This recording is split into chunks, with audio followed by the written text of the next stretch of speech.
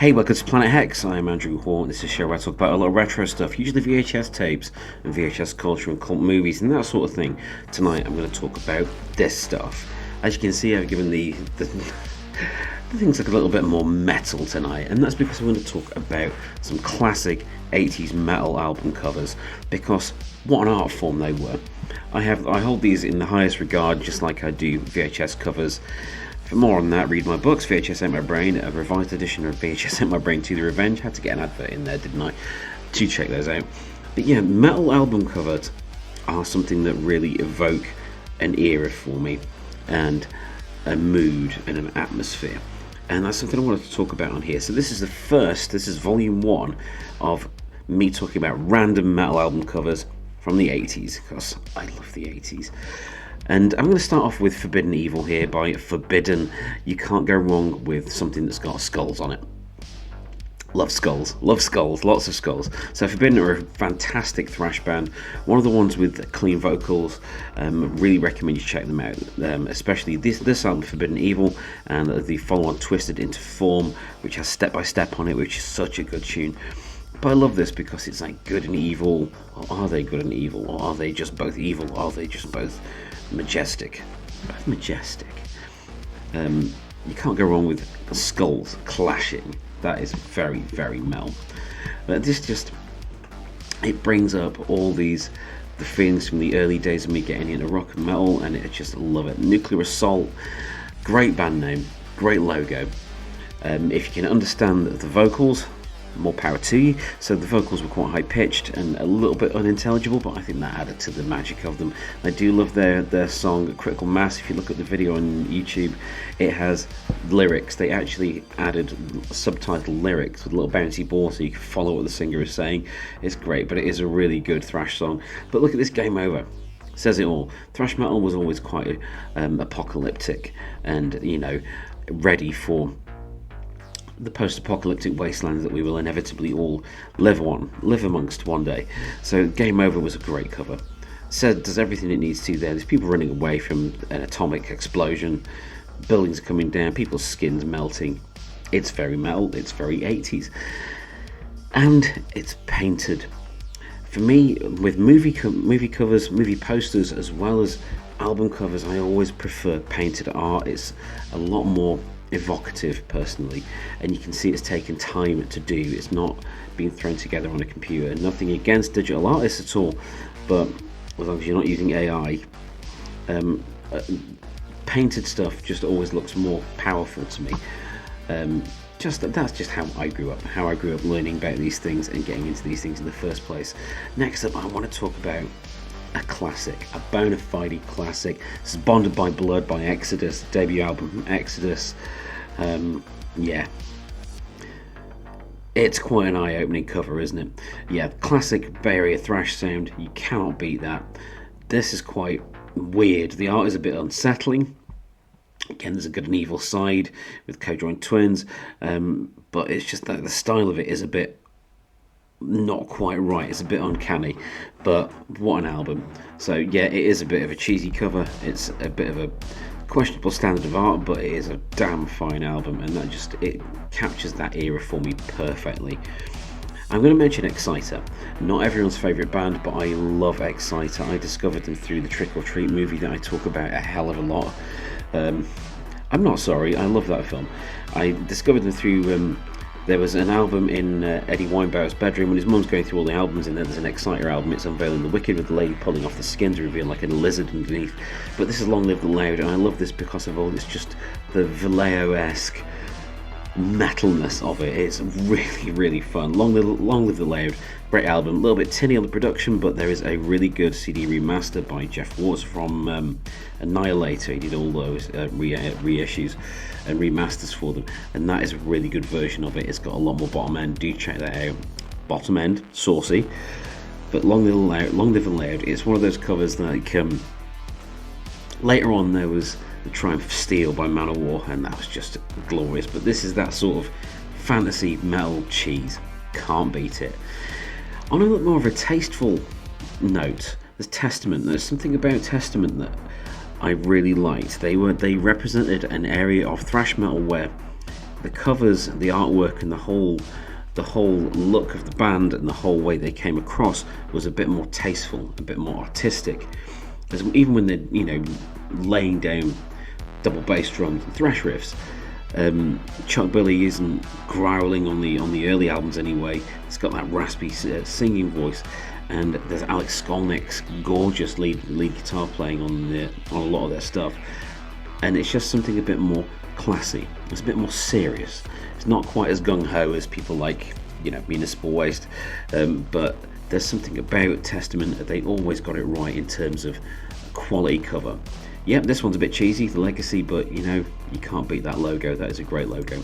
So next I've got Crimson Glory Transcendence, which is one of my favourite albums.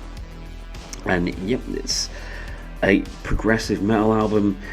They all had huge hair, they had silver masks on. Midnight, R.I.P., the vocalist, had an incredible voice, but this is sort of sci-fi fantasy weirdness, and I love the blue and purple colour scheme. The Ultimate Sin by Ozzy Osbourne. This was one of my first metal albums, alongside like the debut Wasp album, Painkiller by Judas Priest, A Number of the Beast by Maiden, and it stuck with me.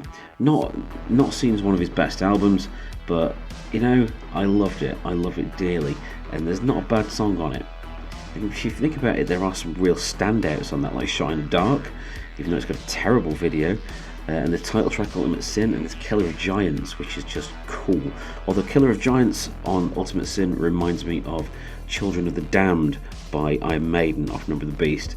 Listen to the back-to-back, you'll see what I mean. But that is a classic.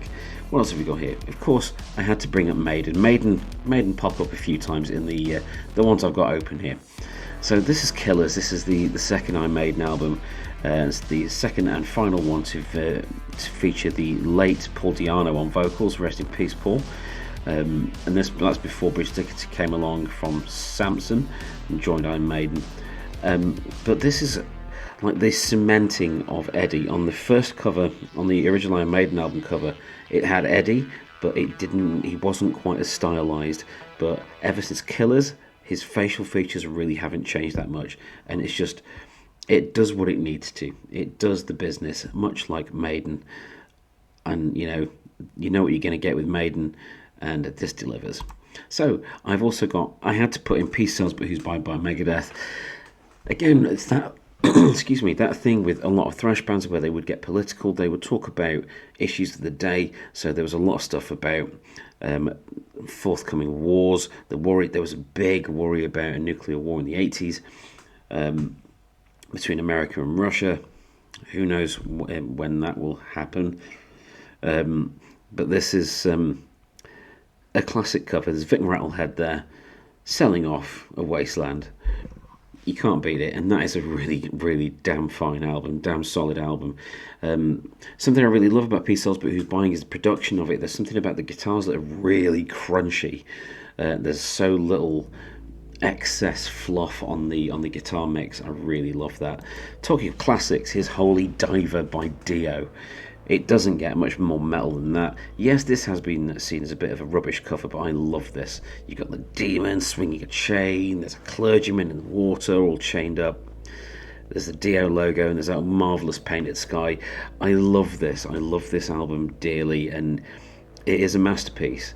Mind you, pretty much anything with Ronnie James Dio on it was pretty damn fine, but Holy Diver, it is one of the most iconic metal albums and metal covers ever produced, as was Ride the Lightning by Metallica. So of course this is before Master of Puppets, where they really got huge, but Ride the Lightning has that sort of evocative metal cover. It's very steel, it's very reflective on the logo, and you've got the lightning there from the electric chair, and it just looks so cool. Again, dodgy production, but great songs. Walls of Jericho, the debut album from Halloween. This is before they had the pumpkin guy on everything, and it's even before Keeper of the Seven Keys, where they went, had like the hooded fantasy character. I mean, they've got the hooded monster here with his crazy eyes smashing a wall. And while this album was brilliant, I mean, it did have Ride the Sky on it, which was I love that song. Ride the Sky is a classic. It's just so fast and relentless. I love that track. It wasn't quite as iconic as what came afterwards with Keeper of the Seven Keys, part 1 and part 2, and eventually part 3. You can't go. This is like the 80s idea of fantasy metal covers. This is perfect. So there's a fantasy background. There's a hooded dude with universe for a face. There's some keys glowing in a magical orb, and in the background there are goblins. You cannot beat that. You had the bonus of these albums by having Michael Kiske on vocals, Kai Hansen on guitars, and Michael Wyckoff on guitar, and this was just a great era for Halloween and good old-fashioned metal. Next, I've got to have a favourite in here, and this is Triumph and Agony by Warlock, with Doro Pesch on vocals, of course. This is 1987, he was 87, 86, but I love this album dearly. It has great production, the guitars have a really thick tone to them, great big drums, and there's Doro's unique vocal delivery with the German accent and the gravel in her voice. It's really cool. Love this album to bits, but the artwork always caught me because it was like, what is he thinking? Well, I can see what he's thinking, grabbing hold of Doro there, but in the background, what is this Warlock planning? I love that. These fantasy elements of these things, they just make me happy. The next one I'm going to bring up, I told you there was some more Maiden. It's got to be Number of the Beast. This was a turning point in my musical development. I blame Maiden for a lot of things, but you know, I'm also very grateful to Maiden for a lot of things. I've been able to connect to people through liking Maiden. I've met them. Met them once. Well, I met 3 of them. It was when Blaze Bayley was a singer. I met Blaze and Nico McBrain and Steve Harris. Gave Steve Harris a demo tape of mine. I know we binned it, but it was just fun to do. Nico McBrain took us in out of the rain, sat us in the venue, and got us all beers. Absolutely marvellous dudes. I saw them again later on once Bruce was back in. Just flawless. But this cover is as iconic as it gets, really, for metal. It is one of the quintessential ones. The only thing I don't think holds up well with this cover is the flames at the bottom. They seem like a bit of an afterthought because they're just one colour, but the rest of it is just iconic. As is Scream Bloody Gore by Death. You needed something harder in there. And if you're going to go hard, you might as well go properly hard and go for Death. Chuck Schuldiner, legend, absolute legend. Again, rest in peace, dude. This Scream Bloody Gore from Death. You can't go wrong with a cover like that. You can't go wrong with that logo. You can't go wrong with the sound that is just pure, unadulterated, brutal filth. Great stuff. Again, Maiden. So each Iron Maiden album has a different theme. That's obvious if you've ever been into Maiden. Somewhere in Time, not the best album, but one of my favourite covers by them completely. It's got that sci-fi feel, the cyberpunk feel. Eddie is a cyborg. There's the Blade Runner-esque city behind it. You can see Eddie's just blasted some cyborg in the corner there, and it just really appeals. And the glorious thing about Maiden, these things are all in the style of Maiden. All the covers are very different, but they all kind of hold together very well, not just because of Eddie, but because of the art style as well. This is very cool indeed. Time to revisit that album, I think. Speaking of Iron Maiden, look at that. Seventh Son of a Seventh Son. Bit of a departure from Maiden when it came out because it had heavy use of keyboards and stuff, and effects and spoken word stuff, and this magnificent cover that's really unsettling the first time you see it. The animated version of it in the video for Can I Play With Madness is really quite something. But this is really cool because it's not a dark cover. It's not covered in blood or fire or dungeons or things like that. It's a surreal, almost prog cover. Apart from Eddie pulling a fetus out of himself, it could almost be someone like Yes or Asia, that sort of prog thing, but it works so well. Speaking of things that work well, if you're going to get a good artist, you might as well get H.R. Giger. Celtic Frost to Megatherion. H.R. Giger did the cover for this, and it couldn't have been a more perfect artist. It could not have been a more perfect artist to bring something like that to life. And I think that the cover did Celtic Frost a big service in getting them heard by a lot of people and getting them more well known. Just, I mean, look at that. Look at that. Using Christ as a catapult. I mean, I do like the top hat as well. The top hat seems a bit jaunty. All this demonic, diabolical imagery, and in the corner the dude with the top hat going, hello, hello. So, Armored Saint, Raising Fear. Like Armored Saint, very pretty straightforward metal band. Always loved John Bush's voice. Of course, John Bush eventually went on to sing for Anthrax for a couple of albums, and then went back to Armored Saint, and they are still kicking ass. This is a great one of the Armored Saint character bursting out a futuristic city.